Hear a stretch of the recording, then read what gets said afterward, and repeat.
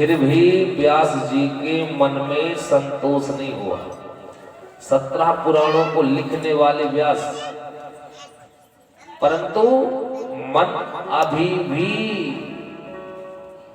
दुखी है, अभी भी मन में ग्लानि है। उसी समय देवर्षि नारद, ब्रह्मा के मानस पुत्र हैं नारद जी, उसी समय गोविंद का गुणानुवाद करते हुए पहुंच गए। महर्षि वेद व्यास जी के सामने आकर खड़े हो गए। हे महाराज, आप दुखी हैं, क्या बात है? हे व्यास नारायण, क्यों दुखी हैं आप? पराशरम महाभागम भवत कश्चिदात्मना। हे पराशर नंदन, आपके मुख में ये उदासी अच्छी नहीं लगती, क्या बात है? व्यास नारायण ने कहा, नारद, 17 पुराणों को हमने लिख लिया संसार के कल्याण के लिए, परंतु न जाने क्यों अभी भी मेरा मन जो है दुखी है, अभी भी मुझे संतोष नहीं हो रहा।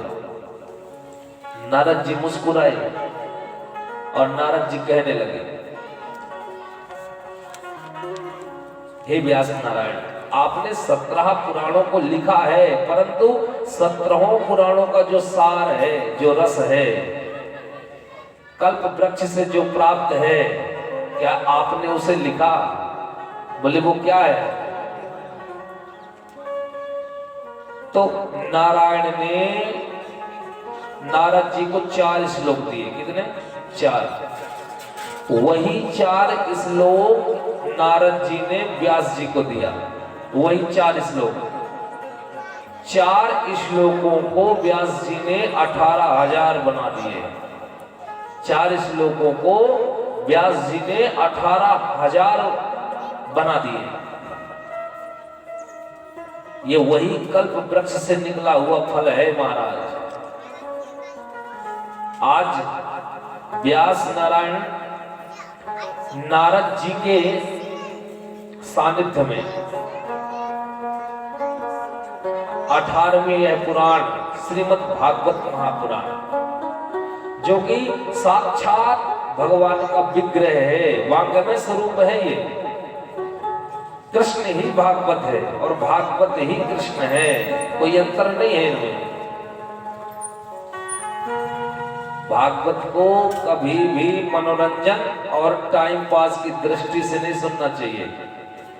साक्षात भगवान कृष्ण का स्वरूप है यह श्रीमद् भागवत कथा।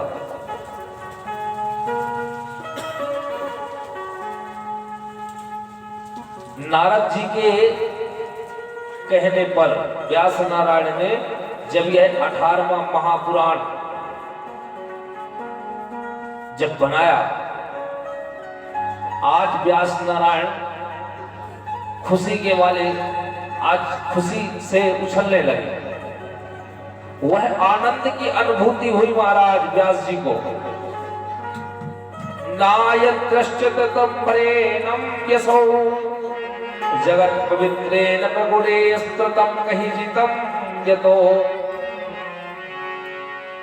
लोग कहते हैं कि नारद का काम है यहाँ की बात वहां करना,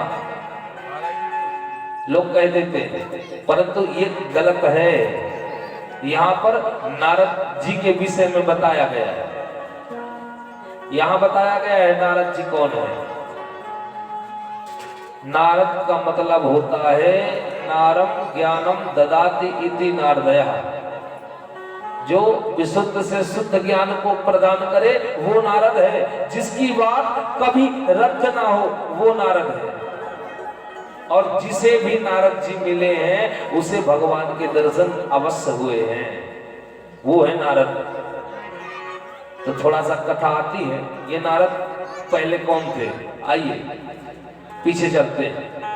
एक गांव में चतुर्मासा बिताने के लिए कुछ संत जी पधारे। एक गांव में गांव के मुखिया ने संत जी की सेवा के लिए एक गरीबी, एक दासी थी बेचारी, पति नहीं था उसका, उसे लगा दिया कुछ तुझे भी मिल जाएगा बदले में खाने के लिए, और जब तक संत हैं हमारे यहाँ उनकी सेवा करना, उनके लिए जल इत्यादि लेकर के जाना। वो दासी सेवा में लग गई। उसी दासी का एक छोटा सा बालक था। वह बालक संत जी के पास बैठा रहता और माता काम करती। उस बालक का महात्मा जी से ऐसा अनन्य प्रेम हो गया महाराज। एक दिन महात्मा जी ने पूछा उस दासी से, इस बालक का क्या नाम है? दासी ने कहा, महाराज जिसका जो मन आया वो बोल देता है, अभी तक इसका कोई नाम निर्धारित नहीं हुआ।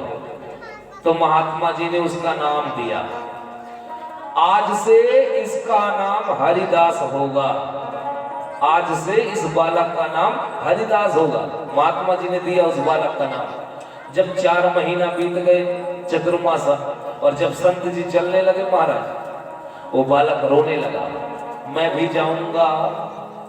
ये लगाव हो जाता है, प्रेम, मैं भी जाऊंगा। माता ने समझाया, परंतु वो बालक बालहट बड़ा विचित्र होता है, नहीं मान रहा। महात्मा जी ने समझाया, बेटा जब जीव जन्म लेता है